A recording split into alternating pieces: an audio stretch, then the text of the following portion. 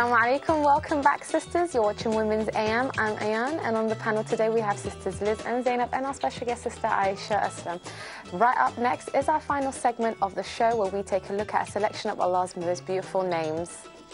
So, mashallah, we've started looking at the beautiful names of Allah, and I know that every one of us has, the name that we like the most or has most significance to us. So, Zainab, I'm going to ask you what name you've picked.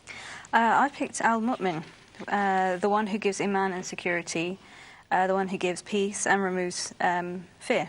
So I really love this one. It has there's like a breakdown of the different meanings and stuff I thought I'd go through. So from Mujahid, rahimahullah, he explains that Al-Mu'min is the one who affirms and believes in his oneness. So first of all, Allah subhanahu wa ta'ala affirms, it's in the Quran, Allah himself bears witness that there is no deity worthy of worship except him. And other verses like that. So from our perspective as slaves of his, as believers in Islam, what we do is that we affirm that Tawheed, isn't it? So we know that his existence and to believe in whatever he commands. This also means that he is a Musaddiq, so that the one who affirms the truthfulness of the messengers and the prophets. And then the next one being Musaddiq of his promises. He fulfills his promises, and this is the one that, for me, subhanAllah, it just really resonates with me. So when it talks about, in Surah An-Nur, when it discusses, it says, Allah has promised those among you who believe and do righteous deeds that he will certainly grant them a succession on the earth as he has granted it to those before them, and that he will grant them authority to practice their religion, that which he has chosen for them, and he will surely give them exchange of safe security after their fear. And for me, I take so much strength from this. We go through so much in life. There's so many pressures that, you really start to feel that, alhamdulillah, that we depend on Allah, but also that just how vulnerable we become. Yeah. So whether that's kind of, pressures we get from home or from work or from, when we want to talk about our ummah and, it's always discouraged, what's going on with them and issues like that, it can be quite difficult. And whenever I think of this, I always think, Allah has promised me that if I do what he loves, then he will always look after me.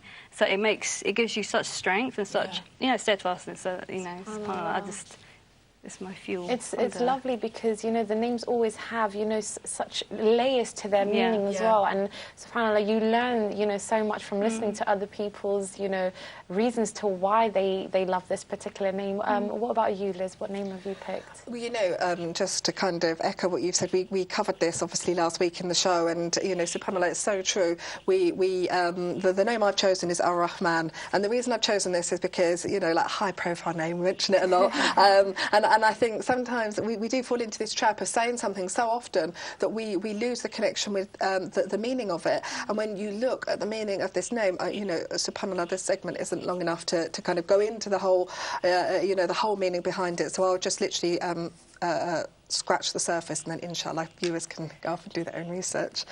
So Ar-Rahman, the most lovingly beneficent, the most kind and giving, the most gracious, the infinitely good. Now obviously we mention this name a lot with Ar-Rahim as well, which is the merciful. So we see these ideas of the beneficent and the merciful. These are kind of ideas that kind of go together and complement each other. But just concentrating specifically upon Ar-Rahman, it further goes on to explain that this is the one who loves to perfect mercy, who came to offer loving benevolence endlessly to all of creation. So not just to us, but it's offered across the whole of humanity, the whole of the world. The root word. The root Arabic word has the following Arabic connotations. So to have tenderness, gentleness, kindness, to love, to have mercy, to have pity, to show favour and goodness, and to have all that is required for beneficence. And it also indicates this meaning of, which I think is really interesting, the root Arabic word goes back to a meaning for womb as well. And I think when we think about this womb and the function of the womb, I think this is actually really interesting, because obviously this is, for us, this is where we were, we started our existence for 9 months. We were there receiving protection. This is how we were, we were fed. We were, kind of really engulfed and protected in this womb. And so to have a kind of name coming from that root word. I think that's very telling about the whole meaning of this. So that's on an individual level. But then if we go on a kind of larger scale, this idea of the quality of love and mercy and beneficence, this goes to the whole world, the whole universe and everything that's in it. So the creation of the sun, the moon, the air, the flowers, water, everything that's around us, these are all as a result of this attribute that's Ar-Rahman, the most beneficent. So, we can kind of see that everything, this name kind of filters through to everything that we are and everything that we have and everything that we enjoy. Absolutely, yeah. Sister Aisha, do you find that, because of your counselling, do you find that asking people or encouraging them to do dhikr helps them with whatever issues they may be going through? Definitely, and just listening to it, you always get a beautiful feeling within, and it just gives you that tranquility, it gives you that peace inside, and it's something that a lot of my clients need at the time, just to remind them of the raham of Allah, to remind them of Allah is all forgiving and He is all loving. And one of the names that I really love is Al-Wadud, the most loving. And to remind ourselves that the love that a mother has towards a child, that Allah has 70 times more love towards towards the person, towards us all, and it's just subhanAllah, it's amazing. Yeah, I think it's really nice because it kind of helps us to refocus, doesn't it, on everything in life and puts things into perspective, and alhamdulillah, it soothes us, which is one of the most miracles of knowing Allah and His attributes.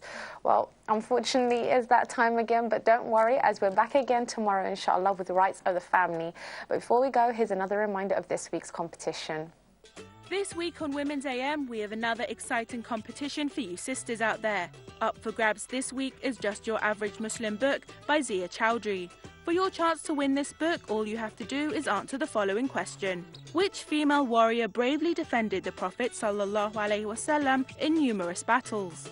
A. Aisha radiallahu anha. B. Nusayba bint Ka'b. C. Khawla bint al-Azwar. D. Halima Sa'diya. To enter, email your answer A, B, C or D to womensam@islamchannel.tv along with your name and address and what you most like about Women's AM. The deadline for entries is Friday 16th May 2014 at 4 p.m. All applicants need to be over 18 and residing in the UK. Please note only one entry per person per household. A winner will be randomly selected from the correct entries and announced on Monday's show. So get entering. Before we go, we'd like to congratulate Sister Samira Iqbal for winning last week's competition prize of children's activity books. Congratulations, Sister. Make sure to tune in to the show tomorrow, inshallah, and keep us and the rest of the Ummah in your du'as. Assalamu alaikum.